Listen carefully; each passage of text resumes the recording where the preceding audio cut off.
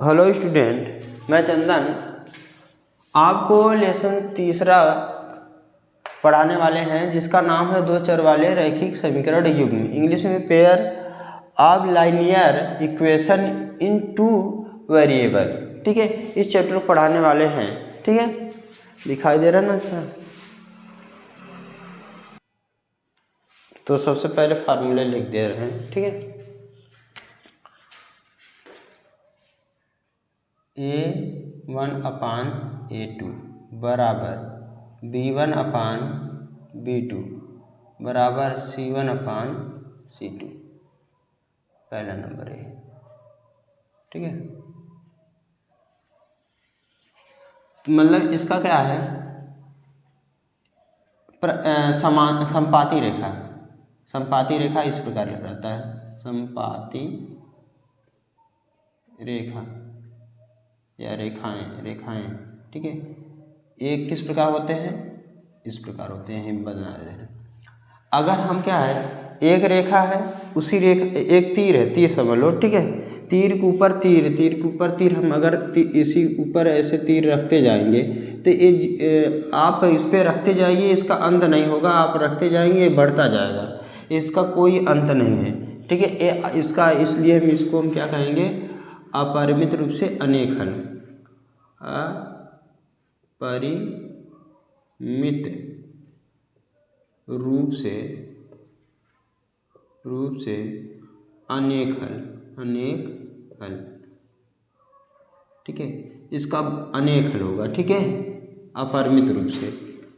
ठीक है, क्योंकि तीर के ऊपर यहाँ तीर है, इस तीर के ऊपर फिर तीर के ऊपर फिर तीर रखा जाए तो ये बढ़ता जाएगा ना, तो इसका अंत नहीं होने वाला है। आप पृथ्वी को नापते रहेंगे, मर जाएंगे, लेकिन जाके नाप नहीं पाएंगे तीर की तीर। ठीक है, तो अपरिमित रूप से अनेक बहुत सारे हल होंगे। ठीक है, और ये क्या होगा, संगत होगा। क्या होगा, संगत। ठीक है, अब जैसे यहाँ पे 1/2 है।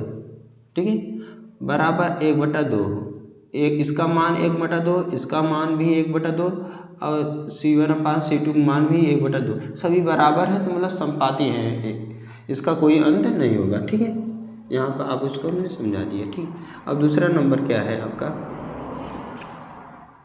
A1/A2 बराबर B1/B2 बराबर C1/C2 डज नॉट, मतलब ये दो बराबर लेकिन तीसरा का इसके बराबर नहीं है। जैसे क्या, 1/2 बराबर 1/2 बराबर 3/2, तो ए इसके बराबर, लेकिन ए इसके बराबर नहीं है। तो क्या होगा, रेल की पटरी होता क्या है, रेल की पटरी इस प्रकार होता है ना, जिसको हम क्या कहते हैं, समांतर रेखाएं। ठीक है, तो रेल की पटरी समान दूरी पर रहता है, इसी प्रकार ऐसे जाता है। ठीक है, तो रेल की पटरी समान है तो इसको समांतर रेखा कहेंगे। ठीक है, समांतर रेखा में केवल कोई हल नहीं होता, यहाँ पर कोई हल नहीं, मतलब इसका कोई हल नहीं होगा। ठीक है, ऐसे समान दूरी पर रहेगा और ऐसे जाता रहेगा। ट्रेन की पटरी देख रहे हैं ना, ये असंगत रहेगा, असंगत। जब कोई हल ना निकले तो उसको क्या कहेंगे, असंगत। तो एक माइंड में ध्यान देना कि केवल समांतर ही असंगत है, बाकी सब संगत।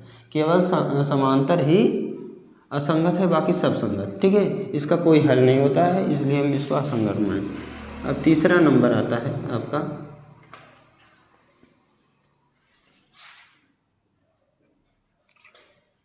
A1/A2 does not equal to B1/B2।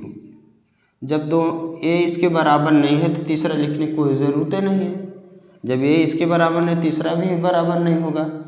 ठीक है, तो जैसे क्या है, एक रेखा ऐसे आ रही है और एक रेखा ऐसे जा रही है, दोनों एक ही बिंदु पर इसको काट रही हैं। ठीक है, दोनों बराबर नहीं है, कट जा रहे हैं, तो यहाँ पर हो जाएगा ए इसके बराबर नहीं, तो A1/A2 does not equal to B1/B2, मतलब ए इसके बराबर नहीं है।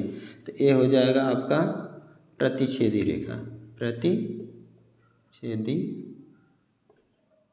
रेखाएं रेखाएं, ठीक है। ये प्रतिच्छेदी रेखा होगा। प्रतिच्छेदी रेखा का केवल एक हल होता है, केवल एक हल, या इसको हम कह सकते हैं अद्वितीय हल,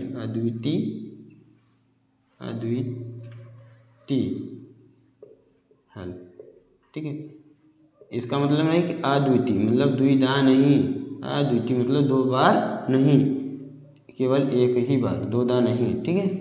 ये संगत रहेगा, क्या रहेगा, संगत, ठीक है। ये आपका फार्मूला है, आप भैया इसको पहले याद कर लीजिए, ठीक है। इसको याद कर लिए तब फिर अगला वीडियो देखेंगे तो आपको समझ में आएगा, ठीक है। इस वीडियो में केवल मैं आपको फार्मूला ही बताया हूँ, ठीक है, बस इतना ही बताएंगे। अब अगला जो वीडियो चलेगा आपको उसमें हमें प्रश्नावली